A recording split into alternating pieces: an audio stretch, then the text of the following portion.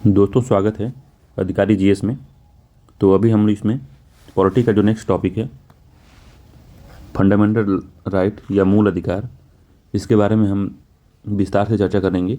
ठीक है, तो जो मूल अधिकार है यह भाग 3 में है और अनुच्छेद 12 से लेकर 35 तक है। ठीक है, काफ़ी महत्वपूर्ण है। हर एग्जाम में कंटिन्यूअस इसे क्वेश्चन पूछता है। एक भी ऐसा एग्जाम नहीं है जो जहाँ पॉलिटी पूछी जाए और इसमें से क्वेश्चन ना आए। तो काफ़ी इंपॉर्टेंट है, तो इसको हम लोग बहुत डिटेल से एक एक अनुच्छेद को अच्छे से डिस्कस करेंगे।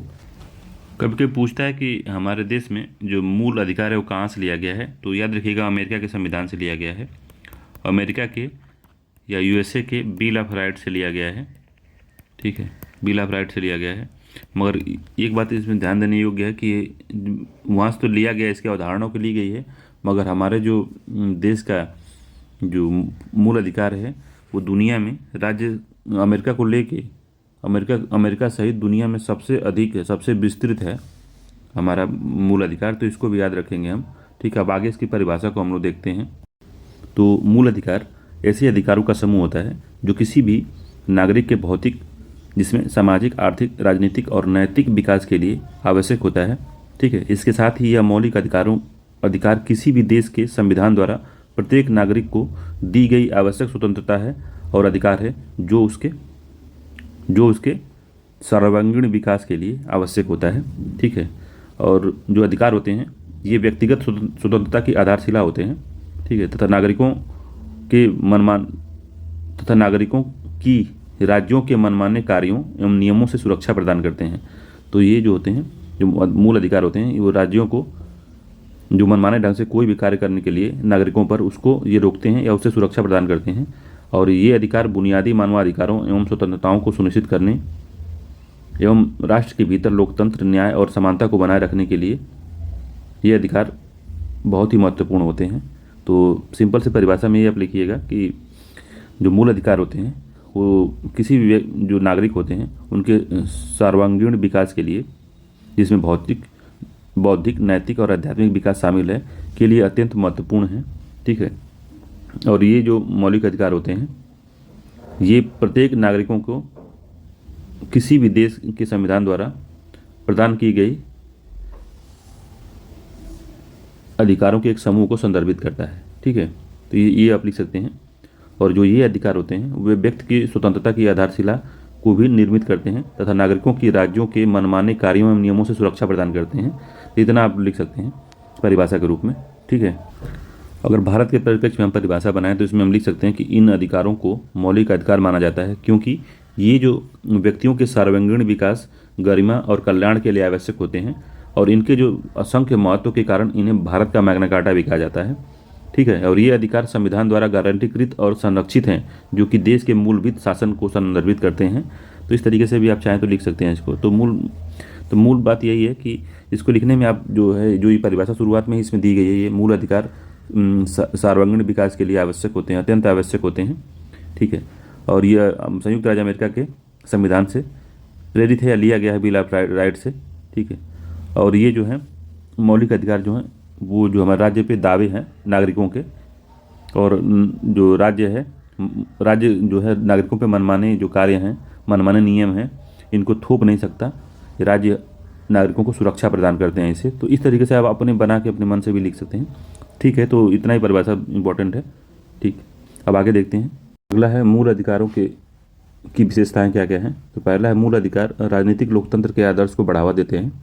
ठीक है, जिसमें पहला एक कार्यपालिका के अत्याचार और विधायिका के मनमाने कानूनों पर सीमाएं लगाते हैं ताकि एक सत्तावादी तथा निरंकुश शासन की स्थापना को रोका जा सके। तो राजनीतिक लोकतंत्र में पहला ये है। दूसरा है इसके उद्देश्य विधि का समान शासन स्थापित करना होता है। मूल अधिकार का जो उद्देश्य होता है विधि का समान शासन स्थापित करना। ठीक है, अगला है ये न्यायालय में विचार योग्य या प्रकृति के हैं, विचार योग्य प्रकृति के हैं ये। ठीक है, इनका जो न्यायालय इनका कोई अगर हनन करता है तो आप न्यायालय में सीधे केस कर सकते हैं या उसमें याचिका दायर कर सकते हैं। यदि कभी किसी व्यक्ति के मूल अधिकारों का उल्लंघन होता है तो वह इसके प्रवर्तन के लिए न्यायालय की शरण ले सकता है। ठीक है, अगला है अधिकार राज्यों के विरुद्ध नागरिकों के दावे हैं। ठीक है, जो हमने परिभाषा में देखा था, न कि नागरिकों के विरुद्ध राज्य के दावे हैं। तो ये यूपीएससी 2017 में पूछा था अगला है उल्लंघनीय अथवा अस्थायी प्रकृति के नहीं है। इसे संसद द्वारा संविधान की मूल संरचना को प्रभावित किए बिना संविधान संशोधन द्वारा संशोधित किया जा सकता है। तो ये बात याद रखिएगा कि इसको संशोधन संसद कर सकती है मूल अधिकारों में, मगर मूल अधिकार जो मूल संरचना है संविधान की, जिसको केशवानंद भारती में मूल संरचना बेसिक स्ट्रक्चर बनाया गया था, परिभाषित किया गया था, बताया गया था, उसको प्रभावित किए बिना संशोधन किया जा सकता है इसमें।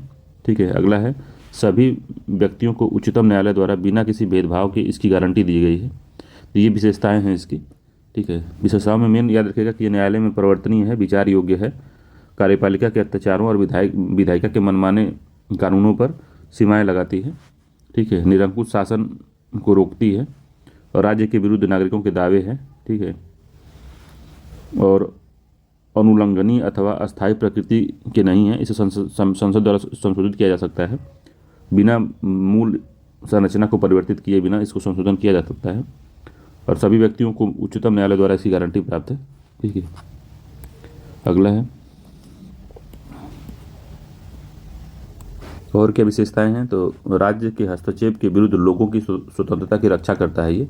तो राज्य के हस्तक्षेप के विरुद्ध में लोगों की स्वतंत्रता की रक्षा करता है कि राज्य अगर किसी को बोलने के अधिकार को रोकता है, राज्य अगर रोकता है उसको, तो जो मौलिक अधिकार हैं वो स्वतंत्रता देते हैं कि आप बोल सकते हैं, इसकी रक्षा करते हैं व्यक्ति की कि या नहीं आप बोल सकते हैं, आपको कोई रोक नहीं सकता है अगर राज्य रोकता है तो। अगला है मूल अधिकार निरपेक्ष नहीं है। तो मूल अधिकार जो है एब्सोल्यूट नहीं है कि मतलब कि आपको मूल अधिकार प्राप्त है तो आप कुछ भी बोल सकते हैं। ठीक है। तो इस पर कुछ प्रतिबंधित हैं, कुछ प्रतिबंध लगाए गए हैं, कुछ दायरा बनाया गया कि आप इस दायरे में रहते हुए ही अपने मूल अधिकारों का लुत्फ उठा सकते हैं या उसको एंजॉय कर सकते हैं। ठीक है। तो क्या है कि मूल अधिकार निरपेक्ष नहीं है, एब्सोल्यूट नहीं है, बल्कि सापेक्ष है।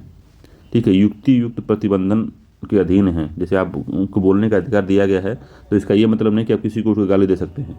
ठीक है। तो गाली नहीं दे सकते हैं, तो इसी पे युक्ति युक्त प्रतिबंधन को यही कहते हैं कि इसका मतलब ये है कि आप कुछ बाध्यताएं हैं कि आप मतलब कि किसी को गाली नहीं दे सकते, तो कुछ प्रतिबंध लगे हुए हैं, ये एब्सोल्यूट नहीं है। ठीक है। तो इस तरह से प्रतिबंध युक्ति युक्त है या नहीं, इसका निर्णय न्यायालय द्वारा किया जाता है। ठीक है। तो जो युक्ति युक्त निर्बंधन है या प्रतिबंध है, तो प्रतिबंध युक्ति युक्त है कि नहीं, अगर कोई रोकता है आपको तो क्या ये वो उचित है कि नहीं उस मौलिक अधिकार के लिए, तो उसका निर्णय जो है वो न्यायालय करता है। ठीक है। ये व्यक्तिगत स्वतंत्रता और सामाजिक नियंत्रण के मध्य संतुलन बनाते हैं। ठीक, जो हमारे मौलिक अधिकार हैं। अगला है यद्यपि ये सभी मूल अधिकार राज्य की मनमानी कार्यवाही के खिलाफ उपलब्ध हैं, जबकि उनमें से कुछ निजी व्यक्तियों के कार्यों के खिलाफ भी उपलब्ध हैं। तो राज्यों के साथ साथ कुछ ऐसे फंडामेंटल राइट हैं जो कि निजी व्यक्तियों या प्राइवेट व्यक्ति जैसे कि हम आप के विरुद्ध भी खिलाफ भी उपलब्ध हैं। ठीक है। अगला है इनमें से कुछ प्रकृति में नकारात्मक हैं, मतलब राज्यों के प्राधिकार पर सीमाएं लगाते हैं। तो जो राज्यों के प्राधिकार पर सीमाएं लगाते हैं वो नकारात्मक होते हैं। तो राज्य के लिए नकारात्मक मतलब ये कि राज्य की शक्तियों को कम करते हैं ये फंडामेंटल राइट, तो उनको हम नकारात्मक कहते हैं, नकारात्मक प्रकृति के फंडामेंटल राइट। जबकि अन्य प्राकृतिक में सकारात्मक हैं। सकारात्मक कौन होते हैं? तो व्यक्ति को कुछ विशेषाधिकार प्रदान करते हैं। तो जो व्यक्ति को विशेषाधिकार प्रदान करेंगे वो सकारात्मक होंगे, और जो राज्यों के प्राधिकार या शक्ति पे सीमाएं लगाएंगे उनको नकारात्मक कहते हैं। तो इन दोनों के बीच भेद समझ लीजिएगा, ये आगे इसका यूज होता है संविधान में। आगे जब पढ़ेंगे जैसे से आगे बढ़ेंगे तो इसका यूज होगा, नकारात्मक फंडामेंटल राइट और सकारात्मक। तो सकारात्मक व्यक्ति को विशेषाधिकार देता है कुछ, और नकारात्मक है राज्यों पर सीमाएं लगाता है। ठीक है। तो इसको याद रखिएगा, ये अच्छा पॉइंट है।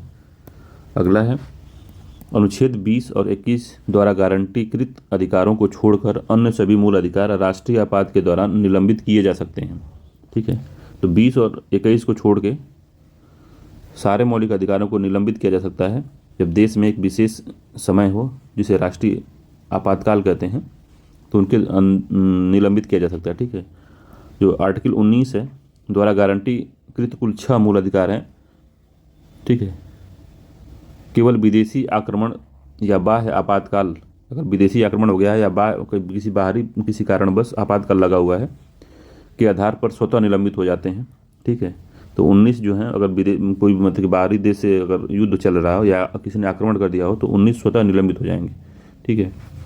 सशस्त्र विद्रोह या आंतरिक आपातकाल के आधार पर नहीं।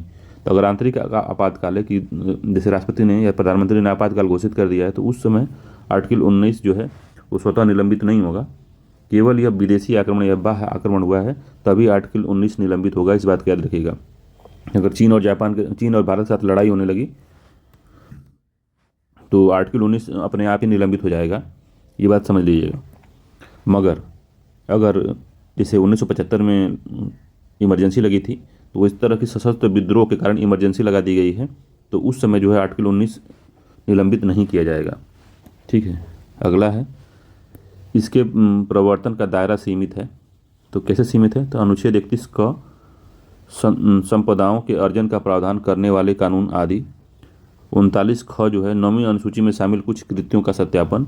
31 ग जो है कतिपय निर्देशक तथ्यों को प्रभावी बनाने वाले कानून। ठीक है, तो ये जो हैं इनके जो दायरा है प्रवर्तन का न्यायपालिका में वो सीमित है। 3 का जो दिया हुआ है, इन 3 का सीमित है, बहुत ज़्यादा नहीं है इसमें। ठीक है, तो देख लेते हैं कि मूल अधिकार कौन कौन से हैं और संक्षेप में पहले फिर विस्तार से देखेंगे। तो वर्तमान में जैसे जब संविधान बना था तो 7 मूल अधिकार थे, 7 मूल अधिकार थे, फंडामेंटल राइट जो 7 थे। ठीक है, मगर वर्तमान में 6 मूल अधिकार हैं, 6 फंडामेंटल राइट हैं। तो एक क्या हुआ? तो एक फंडामेंटल राइट था जो 44वें संविधान संशोधन 1978 के द्वारा इसको हटा दिया गया। ठीक है, हटा दिया गया था एक फंडामेंटल राइट को। ठीक है, तो हटा दिया गया था। इसको आगे हम लोग देखेंगे कि कौन सा संविधान था जो मौलिक अधिकार जिसको हटा दिया गया था। ठीक है, तो इसको आगे देखेंगे हम लोग। अभी इतना समझिए कि 44वें संविधान संशोधन 1978 द्वारा इसको हटा दिया, एक मौलिक अधिकार को हटा के अब 6 मौलिक अधिकार हैं हमारे संविधान में। उस 6 को संक्षेप में देखते हैं क्या है। तो पहला जो है समानता का अधिकार। तो संवैधानिक प्रावधानों में सबसे पहले है समानता का अधिकार, तो जो आर्टिकल 14 से लेकर 18 के बीच में है। ठीक है, तो 14 में क्या दिया गया है? तो 14 में है विधि के समक्ष समता एवं विधियों का समान संरक्षण, अनुच्छेद 14 में है। तो इसको विस्तार से भी पढ़ेंगे, अभी संक्षेप में समझ लेते हैं इसको। अगला है धर्म, मूल, वंश, लिंग और स्थान के आधार पर विभेद को रोका गया है, अनुच्छेद 15 में। 16 में है लोक नियोजन या सरकारी नौकरियों में आरक्षण, अवसर की समता देना है इसमें, इसी में आरक्षण है सरकारी नौकरियों में। 17 है अस्पृश्यता का अंत या छुआछूत का अंत है, और 18वें में है उपाधियों का अंत। ठीक है, अगला दूसरा जो है 6 है, उसमें दूसरा है स्वतंत्रता का अधिकार है। 19 से लेकर 22 के बीच में स्वतंत्रता का अधिकार है। तो स्वतंत्रता के संबंध में 6 अधिकारों का संरक्षण दिया गया है, जिसमें अनुच्छेद 19 में जो है इसमें भी 6 है, इसके अंदर भी 6 है। ठीक है, इसके अंदर भी कई सब तत्व हैं जिसको हम लोग आगे पढ़ेंगे, जिसमें वाक्य एवं अभिव्यक्ति, सम्मेलन, संघ, संचरण, निवास और वृत्ति की। ठीक है, तो इसकी स्वतंत्रता है। ठीक, अगला है अपराधों के लिए दोष सिद्ध के संबंध में संरक्षण है, आर्टिकल 20 में। अगला है प्राण एवं दैहिक स्वतंत्रता का संरक्षण, आर्टिकल 21 में है। और प्रारंभिक शिक्षा का अधिकार जो है 21 क में है। और कुछ दशाओं में गिरफ्तारी और निरोध से संरक्षण जो है आर्टिकल 22 में है। ठीक है, तो स्वतंत्रता का अधिकार जो है 19 से 22 के बीच में है। अगला है शोषण के विरुद्ध अधिकार जो है 23 से 24 में है। तो पहला है मानव तस्करी एवं बलात् श्रम का प्रतिषेध 23 में है। अगला है कारखानों आदि में बच्चों के नियोजन का प्रतिषेध जो है आर्टिकल 24 में है। और धार्मिक स्वतंत्रता का अधिकार जो है 25 में है और 28 में है, जिसमें 25 से 28 के बीच है। ठीक है, तो अंतःकरण की और धर्म के आबाद रूप से मानने, आचरण प्रचार करने की स्वतंत्रता अनुच्छेद 25 में दिया गया है। और धार्मिक कार्यों के प्रबंधन की स्वतंत्रता जो है अनुच्छेद 26 में दिया है। और किसी धर्म की अभिवृद्धि के लिए करों के संदाय के बारे में स्वतंत्रता अनुच्छेद 27 में है। और कुछ शिक्षण संस्थानों में धार्मिक शिक्षा या धार्मिक उपासना में उपस्थित होने के बारे में स्वतंत्रता आर्टिकल 28 में दिया गया है। ठीक है, अगला है 5वां कि संस्कृति और शिक्षा के अधिकार का जो दिया गया जो, तो ये दिया गया है अनुच्छेद 29 से 30 के बीच में दिया है। तो अल्पसंख्यकों की भाषा, लिपि और संस्कृति की सुरक्षा अनुच्छेद 29 में है। और शिक्षण संस्थानों की स्थापना, अल्पसंख्यकों की शिक्षण संस्थानों की स्थापना एवं उनके प्रशासन का अल्पसंख्यक वर्गों को अधिकार देता है, आर्टिकल 30। ठीक है, 6वां जो है संवैधानिक उपचारों का अधिकार जो है आर्टिकल 32 है जिसमें बंदी प्रत्यक्षीकरण, परमादेश, प्रतिषेध, उत्प्रेषण, अधिकार परीक्षा जैसी याचिकाओं से मूल अधिकारों के प्रवर्तन के लिए उच्चतम न्यायालय के अधिकार इसमें दिए गए हैं, जो फंडामेंटल राइट की सुरक्षा करता है लोगों को। तो 6 जो मौलिक अधिकार थे यही हैं, ठीक है। तो ये तो हमने शॉर्ट में देखा, अभी डिटेल में इनको एक एक वीडियो इसके लिए अलग अलग बनेगी, उसको हम देखेंगे अलग से, ठीक है। और कुछ देख लेते हैं फंडामेंटल राइट के बारे में। तो फंडामेंटल राइट में मूल अधिकार क्या होते हैं, मूल अधिकारों की उपलब्धता क्या क्या है। तो जो केवल भारतीयों के लिए उपलब्ध मूल अधिकार हैं, इसको याद कर लीजिएगा, कभी कभी एग्जाम में पूछता है कि केवल भारतीयों के लिए, जो भारत का नागरिक है, नागरिक कैसे बना है, या तो जन्म से नागरिक है, जन्म से मतलब कि जब संविधान लागू हुआ तब से वो है, या 1955 के तहत नागरिकता प्राप्त कर लिया है, उनके लिए। तो जो केवल भारत के नागरिक जो हैं उनके लिए उपलब्ध कौन कौन से अनुच्छेद हैं, अनुच्छेद 15 है, अनुच्छेद 16 है, अनुच्छेद 19 है, अनुच्छेद 29 है और 30 है। तो ये 5 जो हैं केवल भारतीयों के लिए है, ये विदेशियों के लिए उपलब्ध है ही नहीं, ठीक है। नागरिकों और विदेशी, जिसमें शत्रु देश के नागरिक को छोड़ के, तो जो विदेशी नागरिक हैं, जो शत्रु नहीं है हमारे, जो नागरिकों और विदेशियों के लिए दोनों के लिए उपलब्ध हैं 14, 20, 28, ठीक है, दोनों के लिए उपलब्ध है, ठीक है। या तो फिर इन 5 को छोड़ के 15, 16, 19, 29, 30 को छोड़ के जो है सभी नागरिकों के लिए उपलब्ध हैं, सभी अन्य नागरिकों के लिए भी उपलब्ध है, नागरिकों प्लस अन्य सबके लिए उपलब्ध हैं। तो ये मूल हम लोग समझ लिए हैं कि कैसे है, ठीक है। ये बेसिक है हमारे उसका फंडामेंटल राइट का। इससे पहले ये जान लीजिए कि ये प्रकृति में निगेटिव होते हैं और पॉजिटिव होते हैं। तो निगेटिव वो होते हैं जो अधिकार राज्यों की शक्तियों को कम करते हैं, उनको निगेटिव फंडामेंटल राइट करते हैं। और जो किसी व्यक्ति को विशेषाधिकार देते हैं राज्यों के विरुद्ध, वो पॉजिटिव या सकारात्मक फंडामेंटल राइट की प्रकृति में आते हैं, ठीक है। इसको याद रखिएगा। अगला है कि न्यायालय में विवाद योग्य है। न्यायालय में अगर आप कानून होता है तो न्यायालय इसकी सुनवाई करेगी, आपका न्यायालय सुरक्षा देगी आपके अधिकारों का, ठीक है। मूलतः 7 अधिकार थे, जिसको एक अधिकार को हटा दिया गया, जो संपत्ति का अधिकार था उसको हटा दिया गया 44वें संविधान संशोधन 1978 में, ठीक है। संपत्ति के फंडामेंटल राइट को हटा के उसको विधिक अधिकार या संवैधानिक अधिकार बना दिया गया, संपत्ति के अधिकार को, ठीक है। उसके बारे में भी हम डिटेल में देख लेंगे। तो ये हमारे पूरे बेसिक जो था फंडामेंटल राइट का, वो हमने देख लिया है। अब आगे से हम लोग अब एक एक आर्टिकल को देखेंगे, ठीक है।